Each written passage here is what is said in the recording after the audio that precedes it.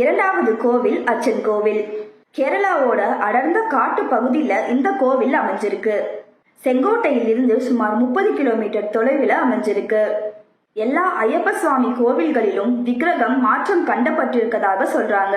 ஆனா பரசுராமரால தோற்றுவிக்கப்பட்ட இந்த கோவில்ல மட்டும் இன்னும் ஐயப்ப சுவாமியுடைய சிலை பழமை மாறாம பாதுகாக்கப்பட்டு வருது.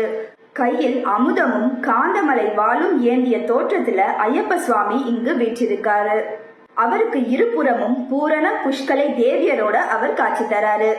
இவருக்கு கல்யாண சாஸ்தா அப்படின்ற சிறப்பு பெயரும் இந்த கோவில்ல இருக்கு.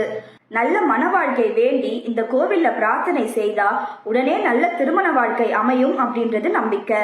ஐயப்ப சுவாமி பயன்படுத்திய வாள் இன்னும் இந்த கோவில்ல பத்திரமா பாதுகாக்கப்பட்டு வருது.